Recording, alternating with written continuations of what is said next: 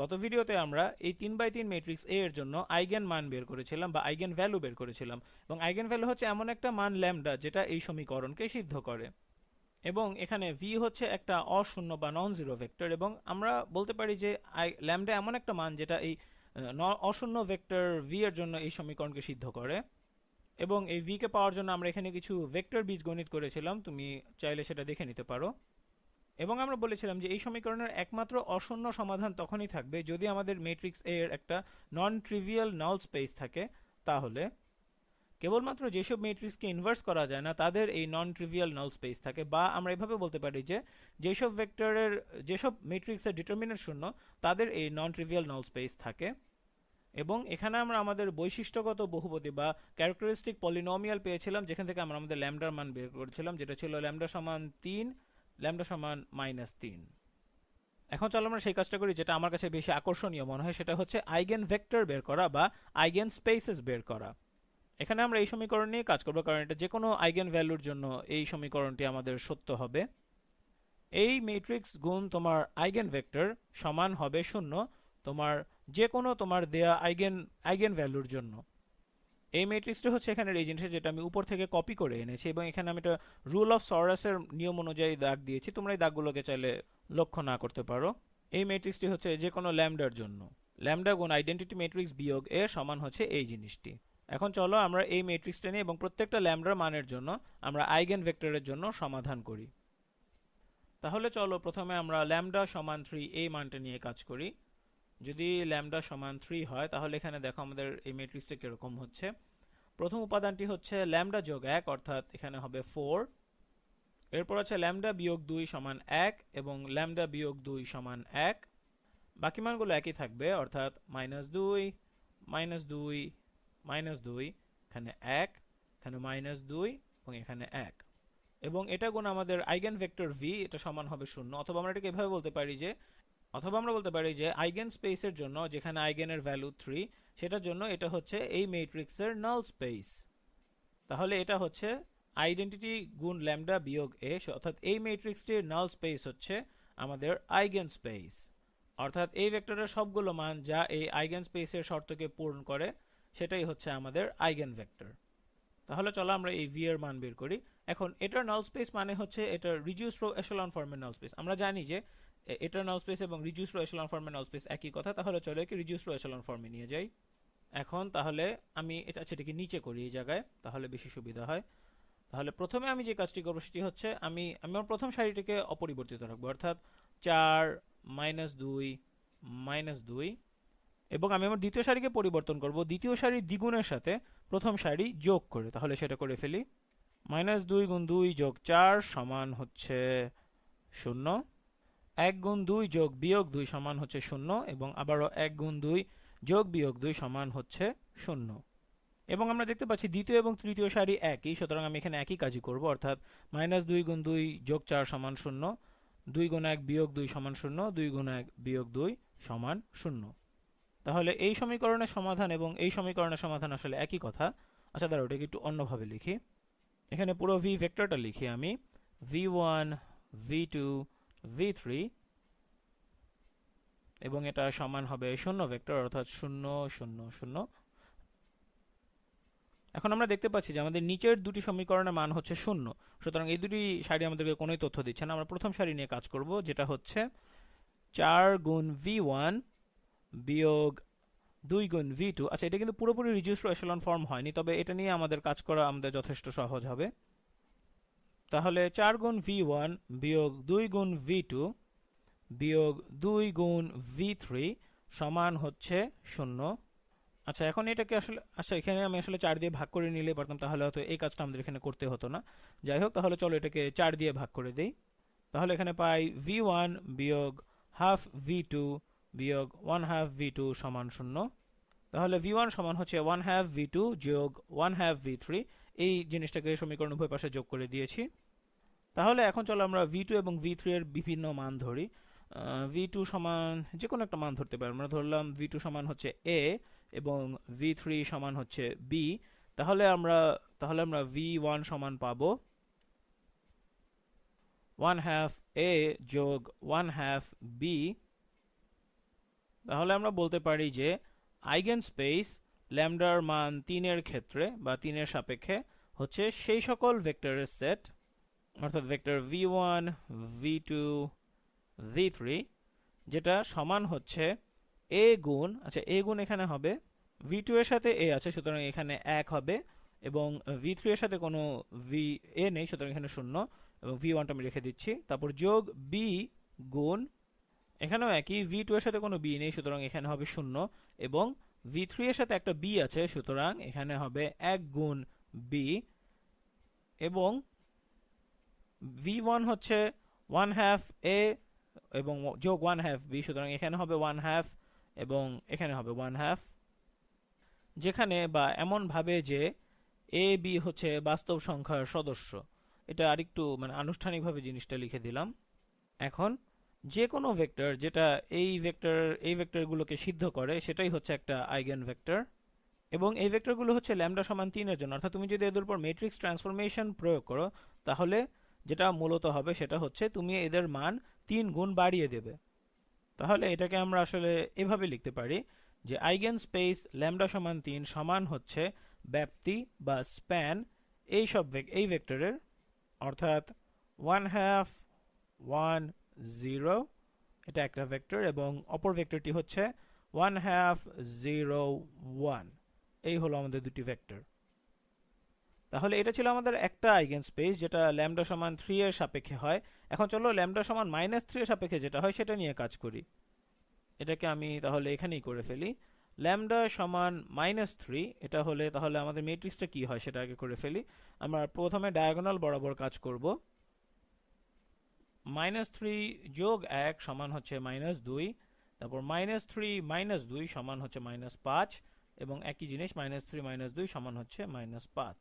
বাকি জিনিসগুলো অপরিবর্তিত থাকবে, অর্থাৎ -2 -2 1 -2 -2 1, এবং এটা গুণ হচ্ছে আইগেন ভেক্টর যেটা ল্যামডা আইগেন ভ্যালু ল্যামডা সমান -3 এর সাপেক্ষে কাজ করে, সেটা সমান হবে 0, যেটা আমি এই জিনিসটা এই সমীকরণ থেকে পেয়েছি, যেটা আমরা এখান থেকে পেয়েছিলাম। তাহলে আমরা এখন কাজ করছি ল্যামডা সমান -3 এই আইগেন ভ্যালুটি নিয়ে। তাহলে এই ম্যাট্রিক্সটি নাল স্পেস নিয়ে আমরা কাজ করব, অর্থাৎ যে সকল ভেক্টর এই জিনিসটাকে সিদ্ধ করে সেটা নিয়ে, এবং এটা নাল স্পেস এবং এটা রিডিউসড এশালন ফর্মের নাল স্পেস একই জিনিস, সেটা আমরা আগেও বলেছি। তাহলে চলো প্রথমে এটাকে রিডিউসড এশালন ফর্মে নিয়ে যাই। তাহলে আমি প্রথমে আমার প্রথম সারিটিকে অপরিবর্তিত রাখছি, এবং আমি একটু ছোট করে এখানে লিখবো, কারণ আমার মনে হয় আমার জায়গা শেষ হয়ে যেতে পারে। তাহলে এখানে পাচ্ছি আমরা -2 -2 -2। আচ্ছা দাঁড়াও, এটাকে একটু অন্যভাবে করি। আমি এখানে কিছু কিছু ধাপ বাদ দিতে চাচ্ছি, একবারে করতে চাচ্ছি। চলো প্রথম সারিকে -2 দ্বারা ভাগ করি, তাহলে আমরা পাবো 1 1 1। এখন দ্বিতীয় সারিকে আমরা দ্বিতীয় সারি যোগ প্রথম সারি দ্বারা প্রতিস্থাপন করব। তাহলে এখানে আমরা কি পাচ্ছি, -2 যোগ -2 সমান হচ্ছে 0, এবং -2 যোগ -5। আচ্ছা দাঁড়াও, এটাকে এটাকে এভাবে বলি, আমরা দ্বিতীয় সারিকে প্রতিস্থাপন করব প্রথম সারি বিয়োগ দ্বিতীয় সারি দ্বারা, অর্থাৎ -2 বিয়োগ -2 সমান হচ্ছে 0, তারপর -2 যোগ 5 সমান হচ্ছে 3, এবং -2 বিয়োগ 1 সমান হচ্ছে -3। এবার তাহলে চলো তৃতীয় সারিটি করে ফেলি। তৃতীয় সারির ক্ষেত্রে আমি মূলত একই কাজই করতে চাচ্ছি, প্রথম সারি বিয়োগ তৃতীয় সারি দ্বারা একে প্রতিস্থাপন করব। তাহলে -2 -2 সমান হচ্ছে 0, এরপর আছে -2 -1 সমান হচ্ছে -3, তারপর -2 বিয়োগ -5 সমান হচ্ছে +3 বা ধনাত্মক 3। এখন তাহলে চলো আমরা প্রতিস্থাপন করি। আচ্ছা দাঁড়াও, এটাকে দুই ধাপে করি। প্রথম সারিটা ঠিক রাখবো, অর্থাৎ 1 1 1, এটাকে আমি আপাতত কোনো পরিবর্তন করছি না। এবং এরপর চলো আমরা তৃতীয় সারিকে তৃতীয় সারি যোগ দ্বিতীয় সারি দ্বারা প্রতিস্থাপন করি। তাহলে তুমি দেখতেই পাচ্ছ এগুলো সব শূন্য হয়ে যাবে। এটা খুব সহজ একটা হিসাব, এগুলো সব শূন্য হয়ে যাবে। এখন চলো আমরা আমাদের দ্বিতীয় সারিকে 3 দ্বারা ভাগ করে দিই। তাহলে আমরা পাচ্ছি এখানে এখানে পাবো 0, এখানে 1, এবং এখানে পাবো -1। আমাদের প্রায় শেষ, আমরা একদম শেষে পৌঁছে এসেছি। এখন আমাদের যেটা করতে হবে সেটা হচ্ছে আমরা যেটা করব, প্রথম সারিকে প্রথম সারি বিয়োগ দ্বিতীয় সারি দ্বারা প্রতিস্থাপন করব। তাহলে আমরা পাচ্ছি 1 বিয়োগ 0 হচ্ছে 1, 1 বিয়োগ 1 হচ্ছে 0, এবং 1 বিয়োগ -1 এটা হবে 2। দ্বিতীয় সারি হচ্ছে 0 1 -1 এবং তৃতীয় সারি হচ্ছে অবশ্যই 0 0 0। এখন যে কোনো v যেটা এই সমীকরণকে সিদ্ধ করে সেটা এই সমীকরণকেও সিদ্ধ করবে, কারণ এটার নাল স্পেস এবং এটার রিডিউস রো এচেলন ফর্মের নাল স্পেস আসলে একই জিনিস। সুতরাং v1 v2 v3 এটা সমান হবে 0 0 0। আচ্ছা দাঁড়াও, এটাকে আমি নিচে নিয়ে যাই, কারণ এখানে এখানে আসলে আমার কাজ করার কোনোই জায়গা নেই। এখানে এটাকে কপি করে নিচে মুভ করে নিচে নিয়ে যাই, তাহলে কাজ করার কিছুটা জায়গা পাওয়া যাবে। এটা হচ্ছে আইগেন ভ্যালু ল্যামডা সমান -3 এর জন্য। আচ্ছা দাঁড়াও, এটাকে লিখে দেই। এটা হচ্ছে ল্যামডা সমান -3, কারণ আমি চাচ্ছি না এগুলো তোমরা প্যাচ লাগিয়ে ফেলো। এখন আমাদের দরকার সেই সব v2 v1 v2 v3 যেগুলো এই সমীকরণগুলোকে সিদ্ধ করে। তাহলে আমরা চলো ধরি v3 সমান কি ধরবো? আচ্ছা ধরি v3 সমান হচ্ছে t। তাহলে চলো আমরা দেখি আমাদের দ্বিতীয় সারিটা আমাদেরকে কি বলে। এটা আমাদেরকে বলে v2 বিয়োগ v3 সমান হচ্ছে 0। আচ্ছা একটু ধরো, হ্যাঁ, 0 গুণ v1 1 গুণ v2 এবং -1 গুণ v3, সুতরাং v2 বিয়োগ v3 এটা সমান হবে 0।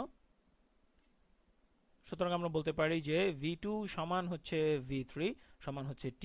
আমাদের দ্বিতীয় সারি আমাদেরকে এটাই বলে। এবং আমাদের প্রথম সমীকরণটি আমাদেরকে বলে 1 গুণ v1, সুতরাং এখানে হবে v1 যোগ এখানে 0 গুণ v2, সুতরাং এখানে কিছুই থাকবে না, এবং 2 গুণ v3, সুতরাং 2v3 সমান হচ্ছে 0। সুতরাং v1 সমান হচ্ছে -2v3, যেটা সমান হচ্ছে -2t। সুতরাং আমরা এখন বলতে পারি যে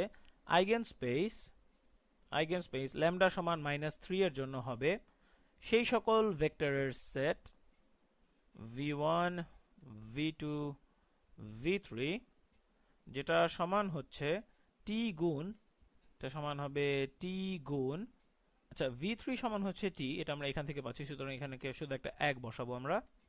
এবং v2 ও সমান হচ্ছে শুধু t, সুতরাং এখানেও আমরা একটা 1 বসাবো। এবং v3 সমান হচ্ছে -2 গুণ t, সুতরাং এখানে -2, যেখানে t হচ্ছে যে কোনো একটা বাস্তব সংখ্যা। এটাকে আমরা আরেকভাবে বলতে পারি যে আইগেনস্পেস যেখানে ল্যামডা সমান হচ্ছে -3 সমান হচ্ছে ব্যাপ্তি বা স্প্যান।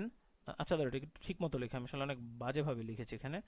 তাহলে এটা হবে ল্যামডা সমান -3 সমান হচ্ছে স্প্যান এই ভেক্টরটির, যেটা হচ্ছে -2 1 এবং 1। এখন এটা তো আমাদের হয়ে গেল। এখন আমরা একটু লক্ষ্য করি, এখানে একটা মজার ব্যাপার আছে, সেটা হচ্ছে তুমি যদি এই জিনিসটা নাও এবং এটার সাথে এখানে দুটার সাথে ডট গুণ করো, তাহলে তুমি 0 পাবে। এটাই কি এখানে হচ্ছে? একটু দেখে নেই, এখানে -2 কে তুমি 1/2 দিয়ে গুণ করলে এখানে থাকছে -1, এবং এখানে যোগ 1, সুতরাং এটা 0 হবে, এবং এখানেও একই জিনিস হবে। অর্থাৎ হ্যাঁ, এদেরকে গুণ করলে তুমি 0 পাবে।